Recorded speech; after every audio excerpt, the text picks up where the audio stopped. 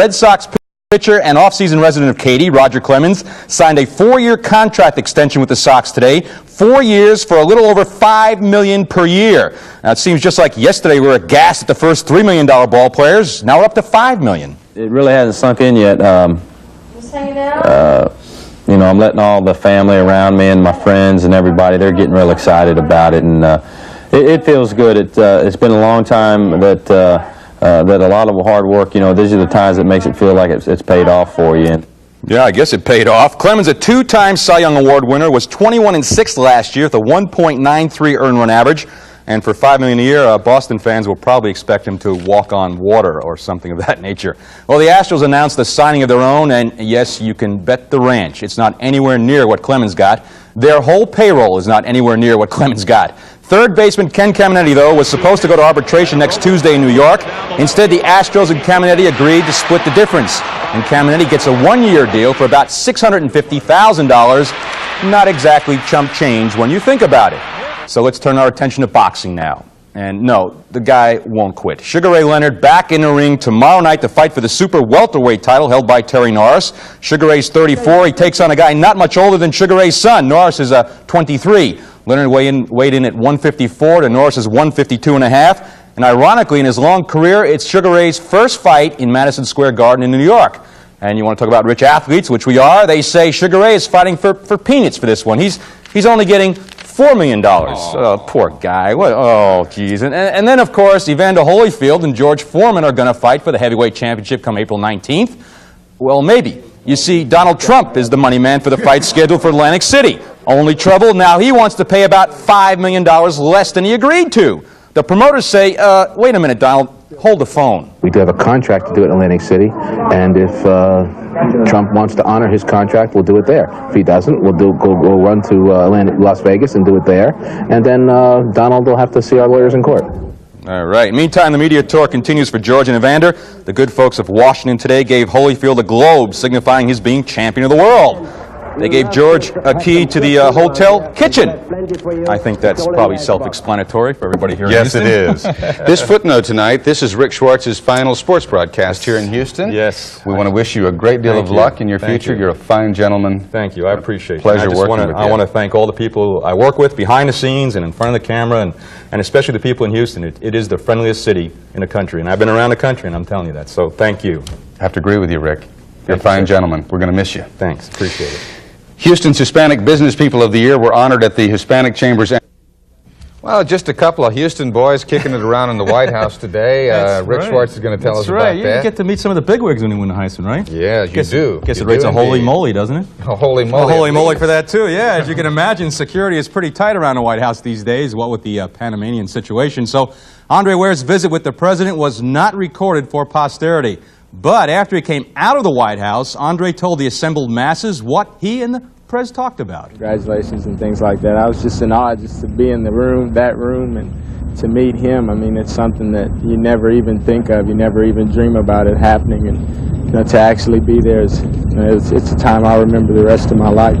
Oh, hey, yo, Andre, before you go, I think you left something behind. It looks like a trophy of some kind. There's a guy on top of it stiff-arming his way to glory. Anyhow, you might want to keep it. And who knows, maybe the president wanted the Heisman as a memento of the occasion.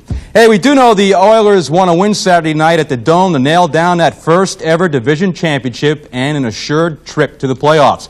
Of course, the one thing standing in their way are the Cleveland Browns. Those same Browns who in the season's first meeting last October used every trick in the book, literally, to knock off the Oilers 28-17, but they did it in Cleveland.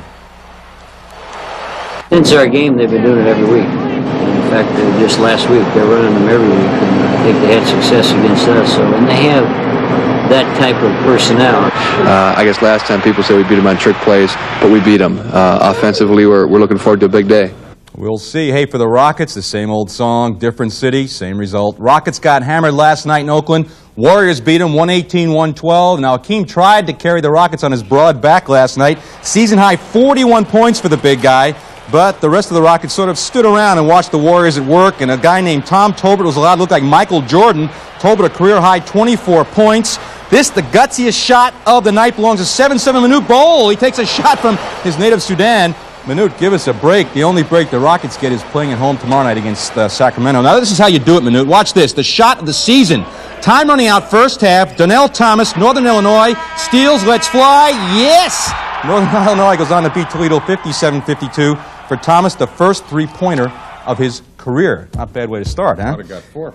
That's right. As you know, this weekend marks the end of the regular season in the NFL, which is a shame because where else do you get to see this? I mean, where else would you get to see the Chargers, Billy Joe Tolliver, with what has to be the wimpiest scramble of the year? I mean, Billy Joe, come on, look at that one. How about Patriot punter Jeff Eagles? If the guy wants to play basketball, I say give him shorts and sneakers. He does have a nice form dribbling, though. Steeler quarterback Bubby Brister better get a rear view mirror. The ref not exactly a twinkle toes back there, and poor Bubby gets clobbered because of it. Santa took a break from his chores, but all he got to see for his efforts was the worst choreographed dance in the NFL this season. Hey, you want to see why the Lions are in the dumper? Well, right there is your proof. I rest my case, sir. Yeah, I got the little hand thing going with it. It didn't look too Oh, good. yeah. Well, one of those guys. Very disturbed to hear it, but we know that's the price of our job.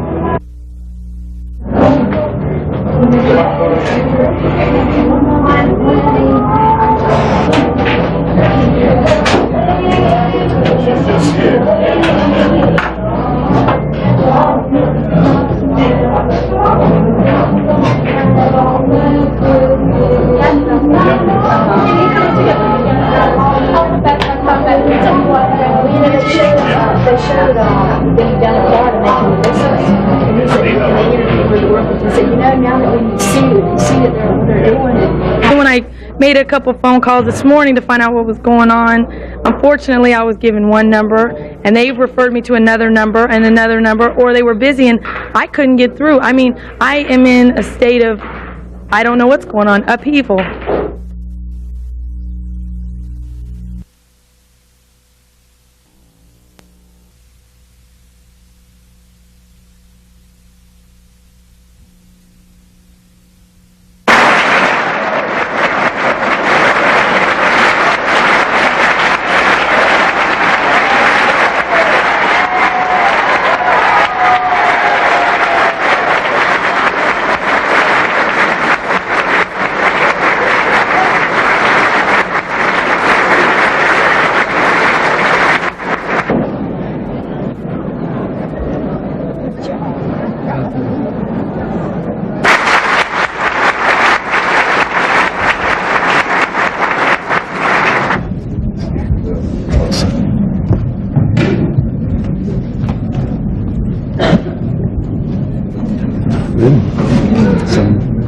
Do you, Daniel T. Blue, Jr., solemnly swear that you will support the Constitution and laws of the United States, and do you solemnly and sincerely swear that you will be faithful and bear true allegiance to the state of North Carolina and to the constitutional powers and authorities which are or may be established for the government thereof, and that you will endeavor to support, maintain, and defend the Constitution of said state, not inconsistent with the Constitution of the United States, to the best of your knowledge and ability?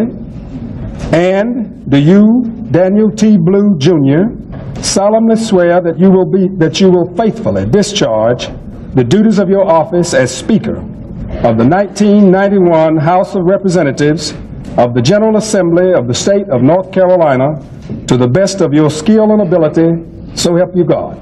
I do.